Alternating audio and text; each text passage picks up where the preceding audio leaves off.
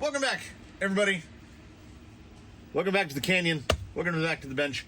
Welcome back to another installment of, I think the playlist is called Baseline Chronicles, as we work on getting the baseline to its baseline configuration, and then he doesn't get any extra special stuff. He just has to deal with whatever parts we give him.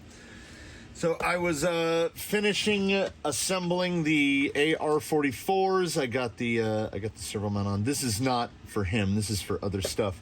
But they are ready to go. I managed to find all the bearings I needed and all the parts. So those axles are ready. And I thought, well, I mean, they're right over there. I haven't finished the body mounts. I want to fabricate new rear upper links just because I'm going to have to do a bunch of them for the Colonel. So I figured this guy will, baseline, he needs to be the test. I haven't done just the straight 4mm rod for links yet. So he's going to get a set of new rear uppers so I can take these plastics off. And full disclosure, on this guy, so me and the white plastic pivot balls, we have a complicated relationship. The GFO is full of them. I have a couple rigs that have them here and there, but if you tighten the screw down just a little too much, it squooshes them, and it will either flare one end out or it will smush it down, and then you have to grab the ball with a pair of pliers to get the screw out of it because the screw gets stuck in it. So whenever I replace a link, like it has the new lowers to get the wheelbase correction, it's got metal, there's metal balls in these links. So whenever a link gets replaced, and when I did we will talk about the, you know what, I'll forget if I don't do it right now. Someone had asked about the caster flip for the front, which is what I do on pretty much, I think all my element axles have the caster flip. So the primary component of that is, as you can see, the link is now on the top of the arm. And then if we can get a look at the arrows, can we see the arrows? They're supposed to line up. I think I'm 3 splines rotated back. So then when this link is moved to the top of the arms, it's right in between the upper link and the drive shaft. In stock configuration, it's basically rubbing against the bottoms of the upper drive shafts. So those being thinner, putting 4mm up there also wouldn't be a terrible idea for me because it wouldn't rub. But if anything, I would want it clocked even 1 spline down, but then we're getting too close to the drive shaft. So that's where it is. Then because that kicks this way up, I put a spacer on there to space the steer link down. And it's still not perfect. That link could be a little longer. Oh yeah, I'm like, why can't I turn this? So there's some oddity here. I can get full throw in one direction and I can get full throw in the other. I've tinkered with it, I've messed with it. I went to a slightly longer horn. The included horn is only like 22mm hold a hole, so I went to a 25 to try to get some more throw out of it. I realize it's going to take a little bit of a torque out of it, but I would like a full range of steering. The only other change made since he last appeared is I dug another bin, another $29.99 motor out, Rudog 550 16-turn 5 slot. So this will be the third 16-turn 5 slot that has been in here since he started testing parts. So the goal is, before he goes outside, these are going to get pulled off the bead locks and they are going to get vented because I noticed they're springy, and I think their performance will improve measurably with some venting. I should have done that when I moved them to the aluminums, but I don't know why. Oh, right, trying to beat the rain. I didn't even think of it. Then a little bit of an inclusion from the comments. He will be testing out the Falken Wildpeak MTs. We will see how they do on a particularly light vehicle. And of course, we would be remiss if we didn't test the Pinseeker, which I kind of got called out in a comment because I said this might be the best RTR tire offering out there, and everyone knows how I feel about Canyon Trails. I still contend that the Canyon Trail has the potential to be the best RTR tire, and for the money, it's unbeatable. It is the finest. But this tire has been cut and siped. It's on an Amazon dual stage. It's on an alloy beadlock. These were pretty good on the plastics, and looking through on A-Main, you can get the little centerpiece that bolts them together, because, you know, the plastic halves are just sandwiched together by this piece. Very similar to how, like, SSDs are held together. The little part that goes back here is what holds it together. You can get big brass ones, right, which would bring the weight of that plastic wheel up into this territory. Not close. I mean, if I recall correctly, the cost of buying 4 of the little brass guys is about the same as the cost of buying these. So, I mean, I would just buy alloy wheels, you know. Anyway, I didn't notice a substantial, I think I at least alluded to it, I didn't notice a substantial increase in performance when I put the alloys on versus the plastics that were on here. But these hadn't been ventilated yet. These are not a super heavy set of beadlocks as it is. They are quite light. These are heavier. These are quite a bit heavier, especially with the dual stages in them. So he will take a run out on Canyon Trails, which I think, you know, I mean, not to prognosticate too much in the eventuality that I prove myself wrong, but I feel like these are going to do better because this is the monster grip set. So cut, siped, dual stage, nice bead locks, monster gripped. This is the grippiest set of Canyon Trails I have. And Canyon Trails are pretty good. But before we can step outside to where it's fantastic outside. This is the nicest day we've had in 2 weeks.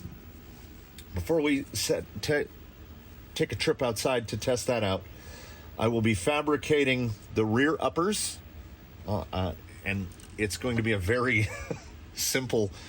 I'm going to take this off. Well, you know what? I'll show you. I won't show you the taking it off, but I'll show you how I make the simplest link that I know how. And I've got to get these guys. Yeah, it's up to 52 inside the building. That's why the heater's humming away back there. There's like a meat locker sort of environment going on here, as metal walls and not fully insulated. Southern California, we don't have to make an ice fishing shack out of this. So partially insulated, so when it gets cold, it stays cold, and when it gets hot, it stays hot.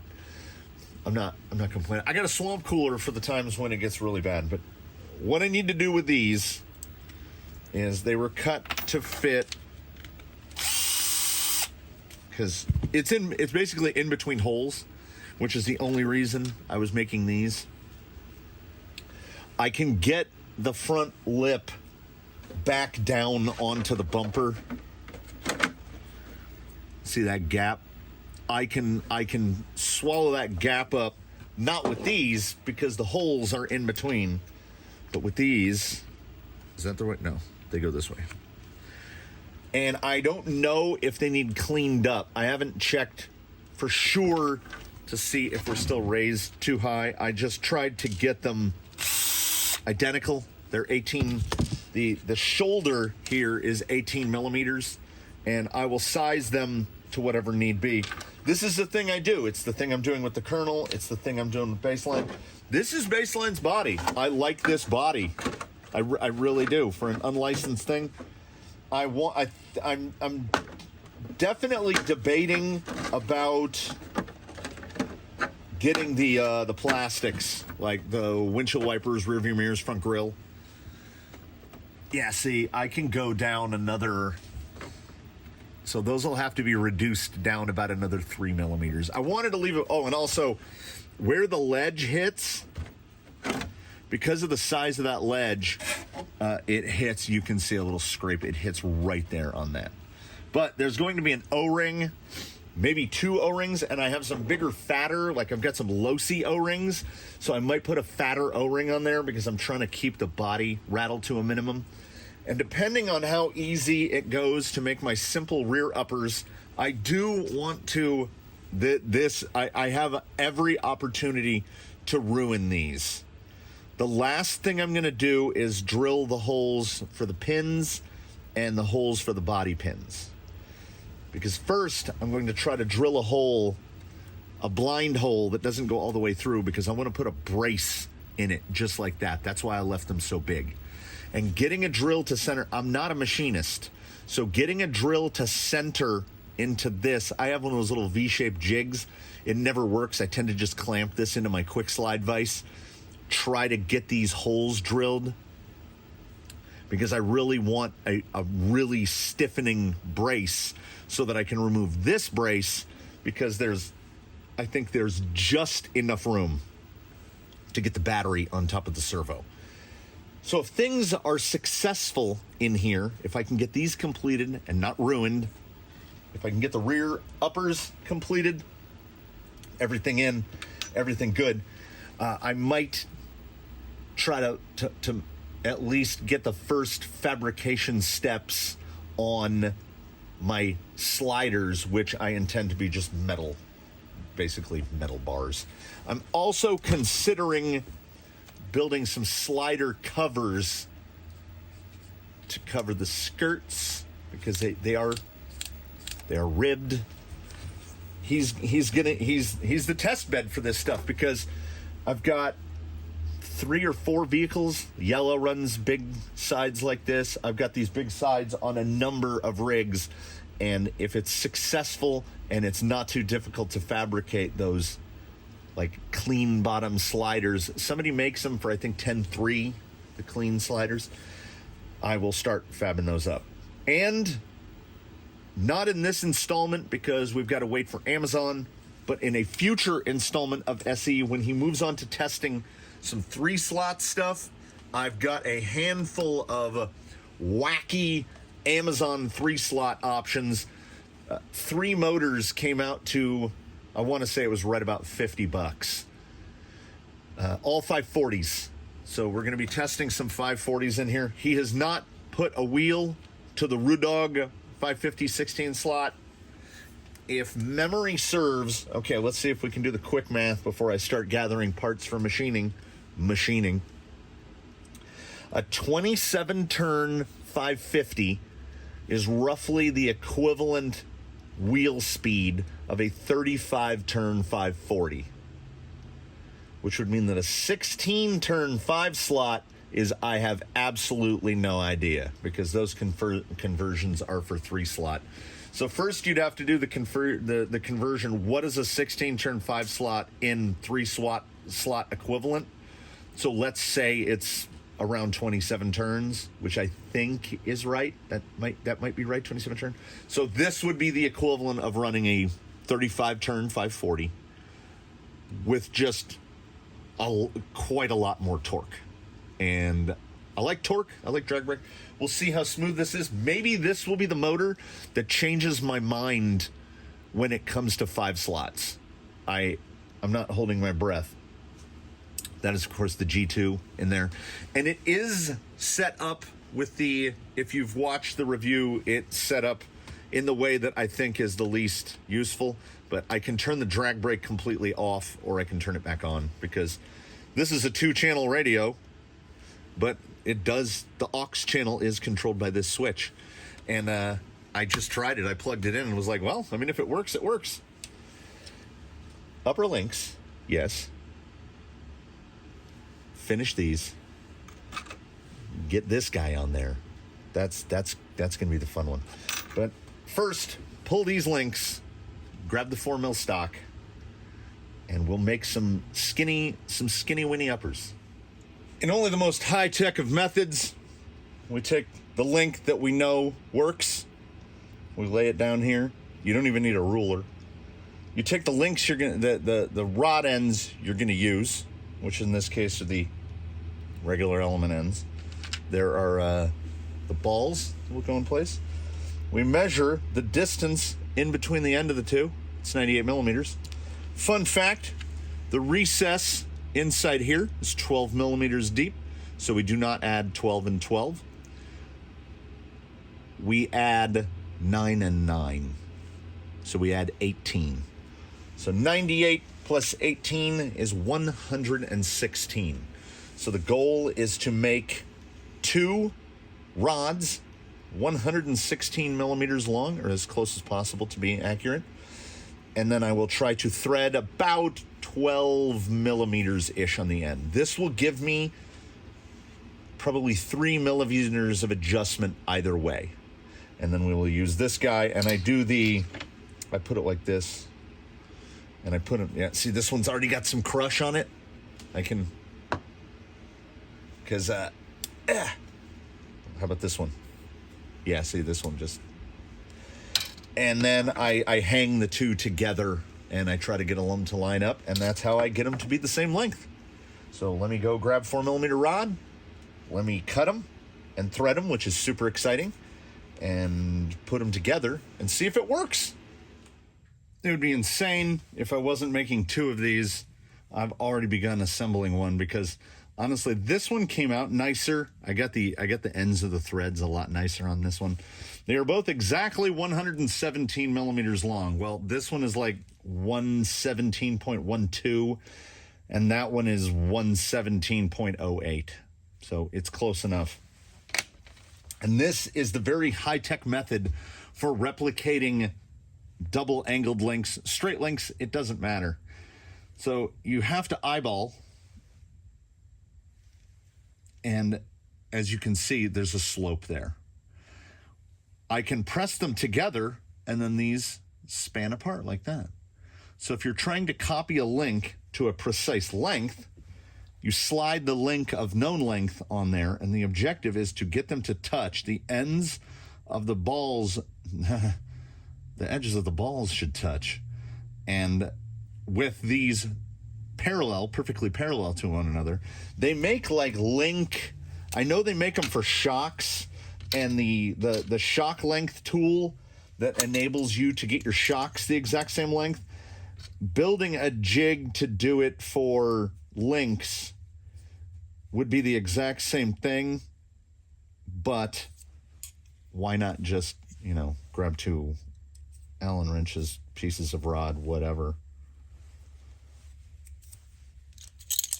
This is why I give myself a little bit extra, because, things have the potential to change over time. Might as well give us some room for adjustability. I prefer turnbuckles because, then you can change your lengths, but we are right close. Look at the gap there. It's touching up there. This is where I'm kind of in between. I think I got to do this one half a turn out and this one half a turn out to get one net turn, which you could just turn one end, one full turn. But then see, I have an even amount of thread exposed. So we will, that is half. And that is half. My brain sometimes defaults to turnbuckle mode, and I want to turn both the same direction. How did we do? This is the fun stuff. It's just hitting on the rib. So I would say that's close enough. These are pretty much how can I not parallax this? Okay, those are pretty much parallel, and these are pretty much parallel. We might be half a millimeter off, but if anything, that half a millimeter is in... No, they're dead on. But if it was a half a millimeter too long, that'll just that'll pull the drive shaft, pull the pinion angle up a little bit. So it would be okay. I'm going to now I'll use this one. We don't mess with the plastic one anymore, because the goal is to get these as close to the precise same length as possible. That way we don't get a swooshy wooshy rear end pushing over to one side or the other. I'm gonna get those assembled and go ahead and slap those on, and then we can. I'm pointing out frame again, and then I can get to finishing these guys out. I gotta hit them on the lathe again, and then the scary part, we drill those holes first, because that is the super important hole. Body pin holes is a tiny little bit, which even if it walks, as long as the hole is big enough to fit the pin through, it's fine.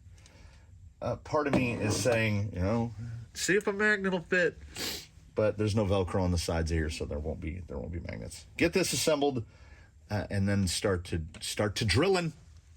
Things have been done, and things are getting done. I took the foams to the heat gun to restore of their little bit of the pre-RTR floof to them.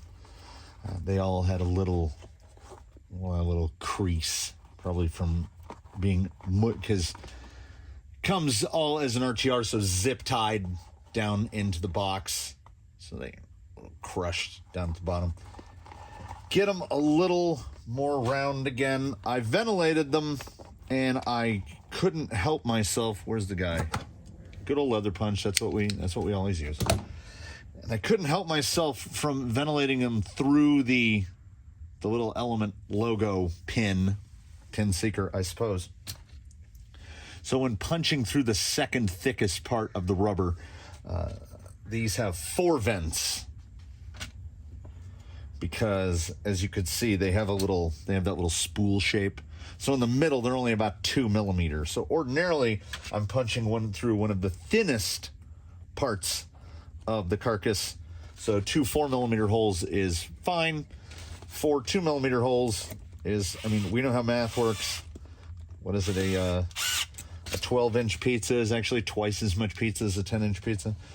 So they're not actually as vented as if I had just gone with 2 4-millimeter holes. But I like to think that it all evens out in the end. These literally flew together, and of course I get to the last one, and I can't get it to seat.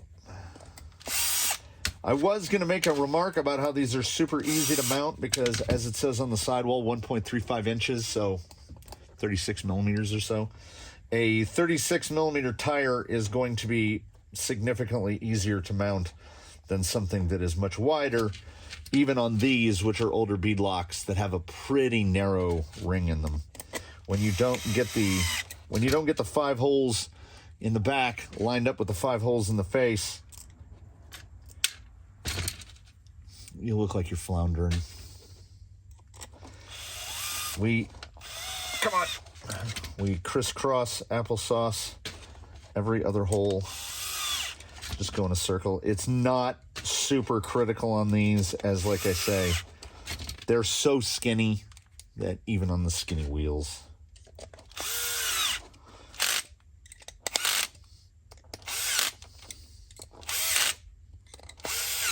I made it look a lot harder than it actually was. They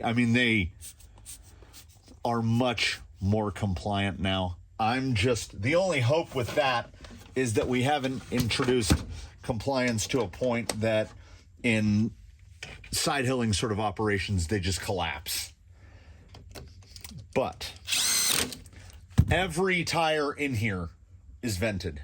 Every single one. There are no unvented tires mounted, or whether they're on a vehicle or off a vehicle. Usually as soon as they come out of the package, they get vented. It is a very memory foam feel to it. You can see here silver, the aluminum mounts in the back. Here are the aluminum mounts in the front. The holes were indeed successful. There were some touch and go moments. One part had to be remanufactured. I had taken one of these, got it in, started to tighten it down, and it went like that. No, it went like that. And I was like, oh, it's too long. So I took some off of it, and it turned out 6mm rod into 6mm hole. It just wasn't seating. So when I did the countersinks for the screws to go through, they just collapsed. So it turns out this is a 70mm. It's like 71mm. So I just don't have these two screws like fully cinched down because I want it to be able to just fall onto the posts like that. And it does. So they go on very easily. The holes actually lined up, like the body doesn't sit wonky. I ended up taking like 5mm off the height of these little chamfers so it clears that spot on the hood. And I think I got appreciably close. You see the bumper to body gap there in the like 2.5mm range. And I feel like in the rear it's about the same, that 2.5mm. That can of course be adjusted with O-rings, but no reason not to get it as close as possible. So plenty of clearance that way. I was mocking up a battery, and with this motor, it's really tight.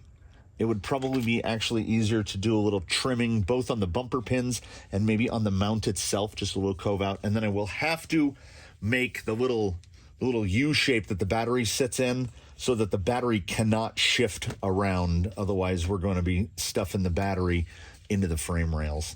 There is a little bit of front end flex because the bumper mount is plastic. We'll have to wait until someone comes along with an aluminum SE front bumper mount or a brass SE front bumper mount because of the two extra holes to hold the fenders on. The fenders do annoy me during wrenching, but I think cosmetically, I think they look nice. So the Roo Dog is mounted. Body mounts are all in place. Tires are vented. Big brace in the front. Yeah, like I say, there's like I can twist that rail and get it to get a little closer to the motor. But you know, I'm really, yeah, I mean, you can do that. It's just C channel. You can twist it. Flat plate with braces is stronger as far as I'm concerned because we're talking fully perpendicular. This is very thin. The thickness of that C channel isn't really going to give you, it's going to give you crush strength, but it's not going to give you torsional strength. You can still torque it. I think everything should be positive. There are the rear links. They look pretty good. They look as store-bought as I can make a link. In the next one, we're only going to talk about the next one. I still want to pull one of these diff covers off and see if you can just slap a regular element diff cover on it, which would mean that we wouldn't have to buy special, like if you're running brass or anything, you wouldn't have to buy special ones. We're not going to get to sliders in this one. I need to wheel. I've put in my couple of hours of wrenching and fabricating. I did reuse the 480X mount because then you can just put the button there. It's pretty handy. And it's like a nice little tray because it's just 4 screws and then you can take it out.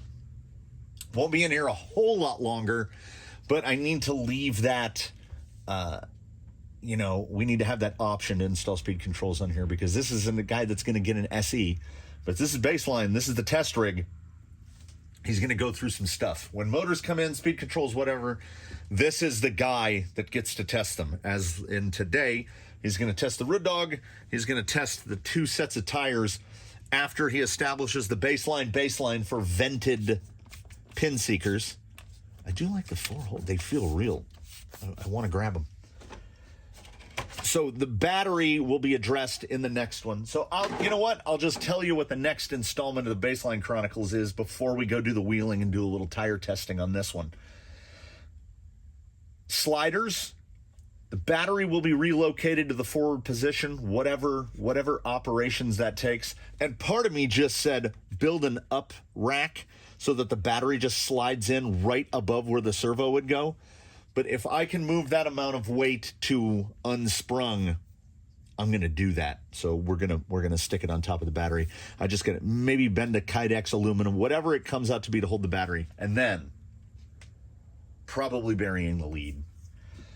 I finally read through the manual enough, looked up the parts numbers on what you have to do to put in. I know they call it overdrive, but it's actually underdrive. It underdrives the rear end.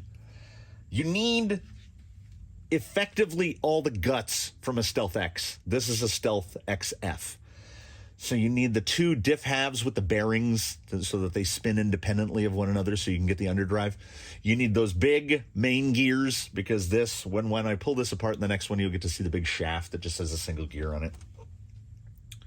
You need the mid shaft that holds the two gears. What are they? The 28 and the 26 or the 27 or whatever. When you price it all up, it's just more economical to just do this. Stealth X gearbox kit. Happened to find one on Amazon for about $4 less than ordering one from A-Main. So somebody can get in trouble because they're going under map.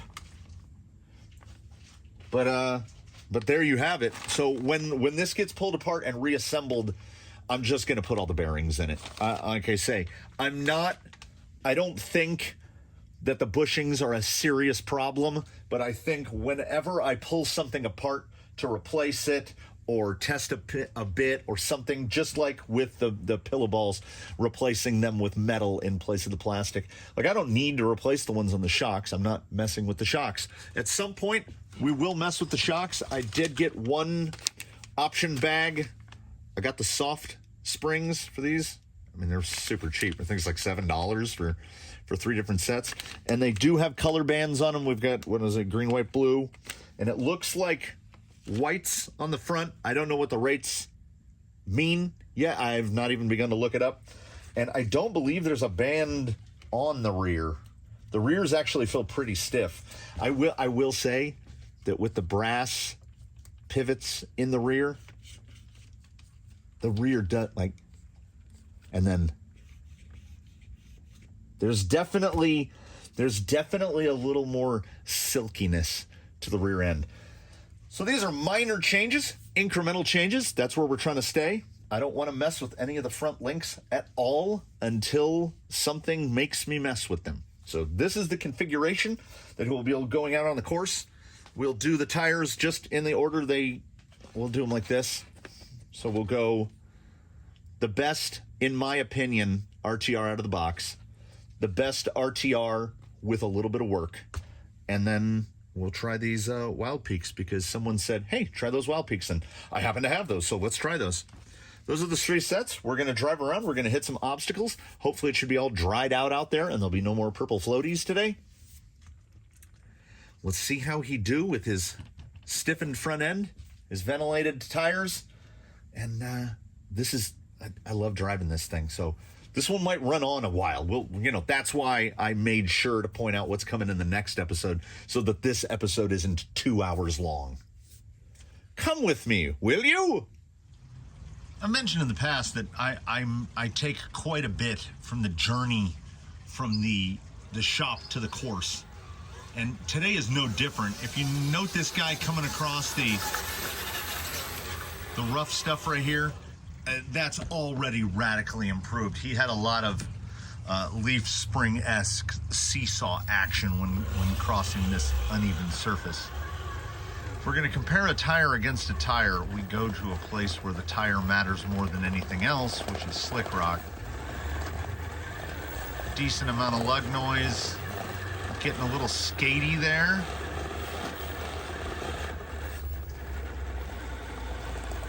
I think is he gonna pull it? Yeah. So what I notice about that is I could approach it with less wheel speed than what the Pinseekers ordinarily would have taken. No way. And okay. That was actually a radical improvement because I must have hit the switch. That's no drag brake. Let's try with the drag brake on. Because the climbing performance is always better with the drag brake on. To me, almost inexplicably. Yeah,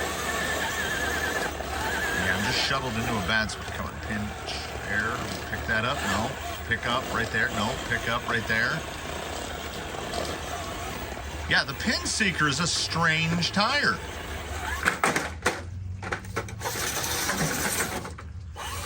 It it was better with no drag brake. Drag brake off? Yes, drag brake off. This is stuff that shouldn't make a difference. Shuttling. Yep. Okay, we're back. We're back to a baseline of a baseline. I mean, obviously, you go the wide side around. It doesn't. Yeah. Back to my thought of the Pinseeker being a strange tire. Aside from that first hit, now that I'm putting more wheel into it, I'm not really noticing any difference ventilated versus unventilated. Perhaps the foam, chalk that up to the foams. Low speed on the Root Dog is, I mean, as one would expect, it being a 5-slot, it's pretty good.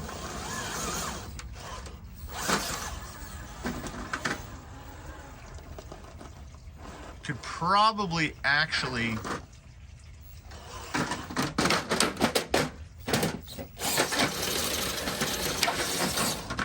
go down a tooth, maybe 2. I don't think that it would be detrimental to go to like a 15. It still seems to have plenty of pop. Yeah, okay, so this is 2 substantive changes together. Low speed is better. And by low speed, I don't mean the low speed control. I mean the amount of available traction at low speed is better than how the Pinseekers were before. So I would guess part of that is venting the tires. The other part would be the low speed control of this motor. We need to do both of the drag brake tests here, both nose down and nose up. Right off the ledge.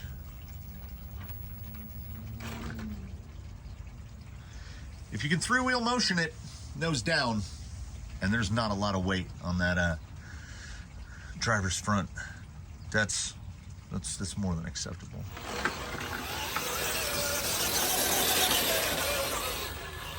Okay, nose up. Gotta get over that rock there.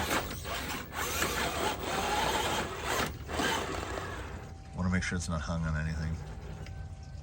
Yeah, it's good. Quite a bit of lug noise. Ooh.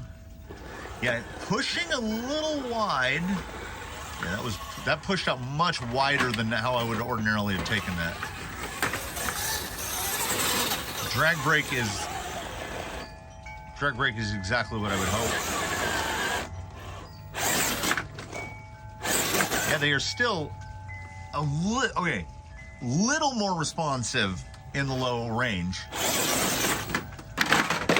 but they still really respond to being given the beans.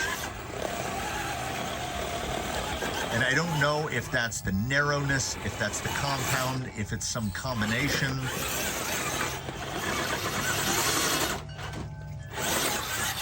I think we just need to side hill this and then see how some other stuff, well, I was going to say as we go up in price, but I'm guessing the Pinseekers, which should be available now, are probably in that like $25 a pair range right there in the middle. As again, it's a good RTR tire, but I don't know if I'm going to go out. I would not go out and buy these. If they come in a rig, fine. There's no need to throw them away or stuff them in a bin because they're pretty good. But would I buy them? No. It's as good as they've ever been. And they attack that pretty well. Better than a Rock Beast.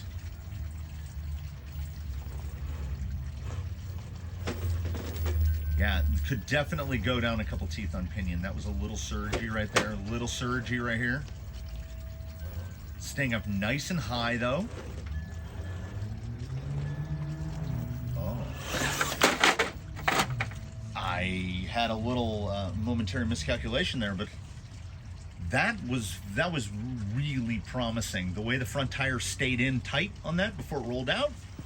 The tip angle comes on really late. I'm still feeling the little. Yeah, I get to that same spot. There's a real hesitate. What I consider to be a hesitation to the 5 slot. I can tell it's the 5 slot. I've driven enough back 5 slots now that I'm really getting the feel for it. Because it's not the smoothness that everyone talks about. It's not that the smoothness comes on instantly. It's smooth through a very particular band. And in that band of extra smoothness, I would genuinely prefer more torque. So the 5 slot is becoming my red onions. I've tried. But I'm at an age now where I just don't like red onions. Yet every once in a while, I'll try one in a bite of the salad, and I'm like, bah. That's 5 slot. I try. And then I take a bite of 5 slot in my salad, and I'm like, bah. Of all the 5 slots yet, though, this one is the smoothest and the torquiest. I feel like I have a lot of throttle control, but it really, and okay, next time this guy comes out to do some testing, in his next round, he will have a smaller pinion. I'm thinking down, there's plenty of torque. I'm thinking down 2 teeth. So down from the 17 to a 15, maybe a 14. Feels pretty good, but there's just a certain band, and the band just happens to be where I live. So, canyon trust. But with regards to the pinion, it's definitely not overgeared. The motor is ice cold. It's in the upper 50s. That motor is in the upper 50s. That little round of driving about put no heat in the motor. If you saw a little hesitation there, right as he worked his way up on the slip, well, I mean, it's a dual stage, monster gripped, cut and siped canyon trail. It's really good. That wasn't even the angle I would ordinarily have tried to attack. Like right there, it's not shuttling to the right, which is good. Like you cut back, try to get that tire up, and that's like a steady state climb. That's really good. In this configuration, is the canyon trail better than the Pinseeker? Well, yeah, sure. And the canyon trail is going to be wider, a little bit taller. It's got more side lug, can just overemphasize the 3-wheel motion here. Get that tire up high. And then right in here where we ordinarily get belly hung, we're not going to. We're going to get bumper hung. I forget how wide that bumper is. It just wants to push the nose end back down. This is a heavier wheel tire combo all around. That slipper, the factory slipper has definitely loosened itself up. I've not tinkered with it at all. And as I had lamented, uncomplained about before, he's just a guy that looks good on everything. I don't have a problem with that wheel tire combo at all. And now that his wheelbase, the rig wheelbase is correct to the body wheelbase, there's very little in the way of tire rubbing. I really like this body. Not 100% the cosmetics of it. I mean, it's got a very Chevy-ish look to it, but operations-wise, for full fenders, it's pretty good. I expect the breach to be better, and it is. Like there's almost nothing in the way of hesitation. I'm picking and choosing my line while I'm in the line. But right there, there's just a bit of just dead. There's just a bit of deadness.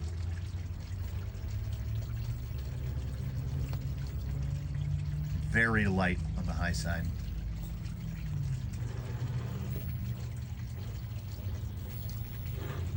I think he might have gotten to the spot. Right there. I'm gonna have to try to reach around the radio here. Okay, so there he is.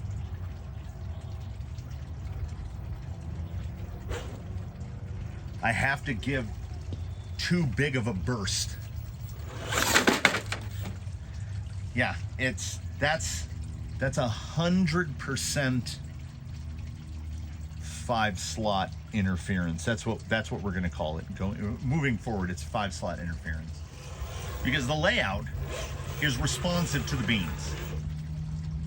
Everything about it works with the beans. Pinseekers a little more so than the modded canyon trails because they have a bit more bite.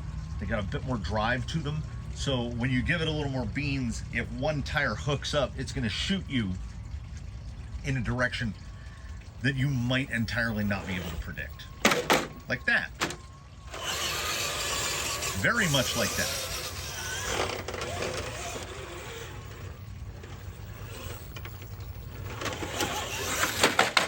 Yeah,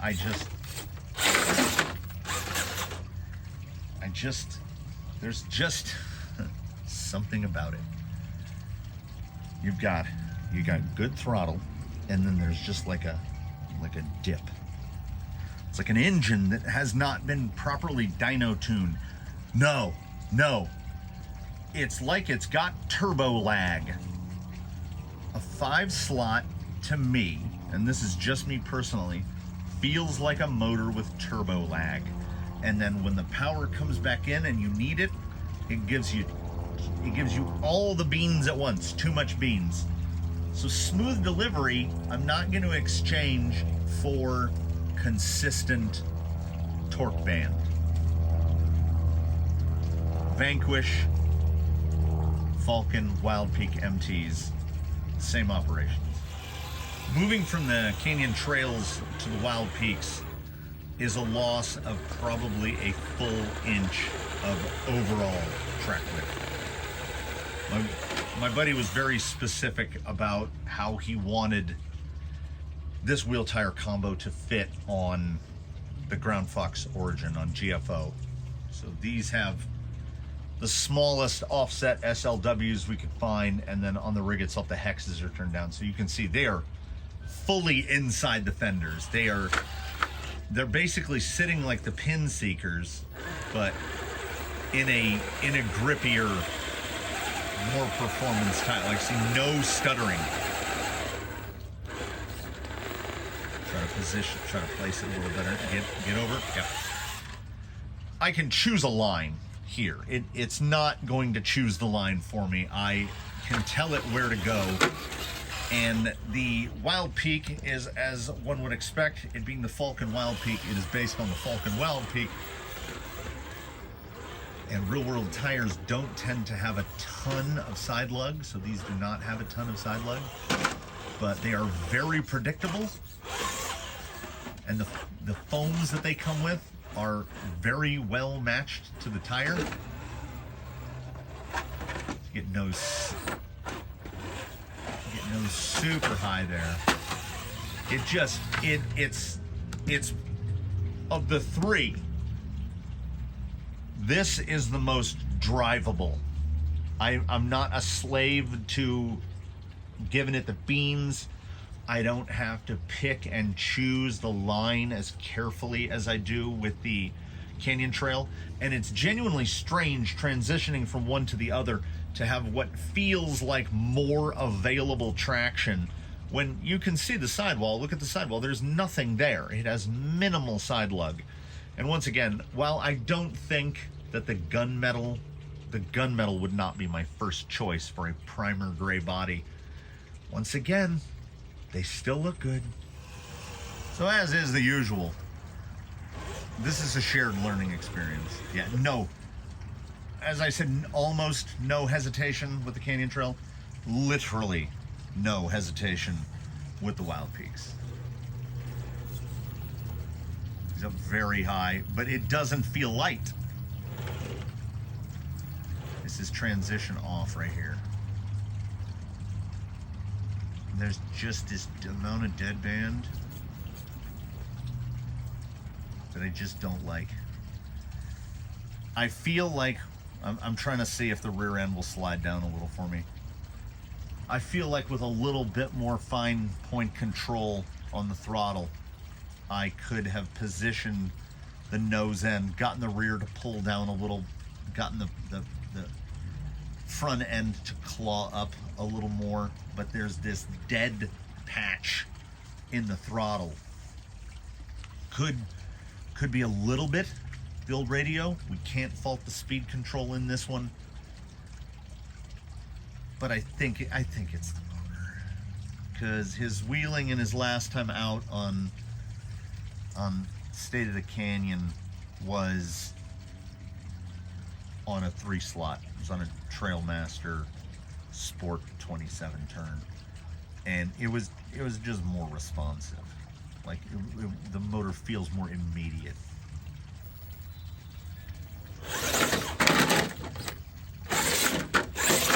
Wow. Okay. There in the middle, he did like a BMX flatland trick where he kind of stopped while on his side, but hadn't flipped over, like a little two-wheel motion. Yeah, I really like these tires, and it's not surprising that they do pretty well on here, as the rig that they came off of is not worlds different from this.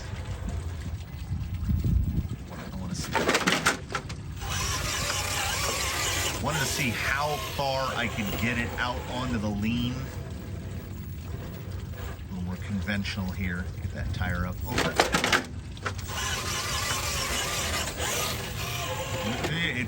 It feels like high weight. It really does. Keep some more steer into it. Don't do the cutback. There you go. Yeah. You just gotta approach it a little differently. And again, I felt that the turbo lag, the 5-slot lag.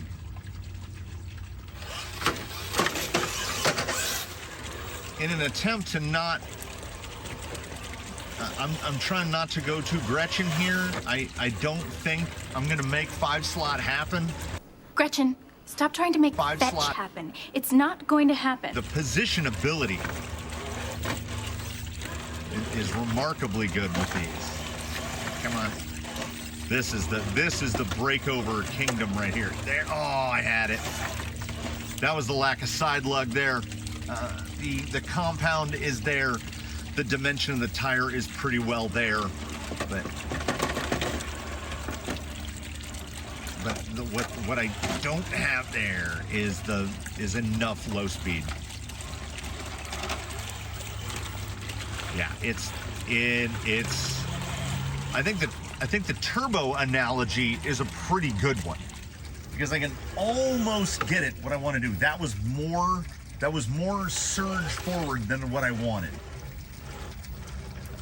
And like I say, I can't say that it's the 17-tooth pinion. The motor is ice cold. Also, I utilize some of that burstability, as Baseline's ability to self-right is up there with the best of them. This is such a predictable tire, and the platform itself is so predictable that I feel like there's one thing holding it back. There's two things holding it back. One is the turbo lagginess of the 5-slot, and the other is the guy holding the controller. I'm not exactly Ayrton Senna, so I know what I know, And I think in some equal measure, I know what I don't know. Every wheeling session is a learning experience, as it should be. Forever moving forward. Yeah, these tires are brutally consistent. So what a fine end to a fine day. I got some fabrication in. I got some quality wheeling. I got some good learning. No matter what, he goes back on the Pinseekers. The Pinseekers are his day-to-day because he is the man that tests. He is the test man. He is the baseline. How are we going to handle the bucket here? Oh, just mischief managed. So good. That was brilliant baseline. So good through there. That motor has... Does Rudog make a 3-slot? 550? 27 turn give about? Look at these guys go. We're gonna break the L. We're gonna break over the L. In a little hollow here. Cut it. Yeah. I can, with throttle application, it's not just aiming it, it's choosing. And the motor has definitely got the torque. It is a damn shame. And I will, in his next wheel session, he will still be configured with the same motor. We're gonna leave this in here until the SE arrives. Provided that there isn't another motor test in between now and the arrival of the SE. Well, I am really bagging that rear wheel up. All right, come on. I try to more bean approach. Just doesn't quite have it. I think relocated battery, and I think we have that. But to avoid lunacy, to avoid insanity of just trying the same exact approach every time, we go more right. How's the breakover? What do you got? What do you got? Oh, he's got it like it's nothing. He's just showing off. Okay, how about this? How about this angle here? You can see that spot right where the front tire's got to break over right now, right there. It's got a little shine to it. That's from tires just spinning on it, because where that angle is, it basically acts like an overhang. So it's really tough for tires to pull over that. Yeah, right there. Use that positionability. What we're trying to do is move that rear over without move right. Precisely right there. Precisely.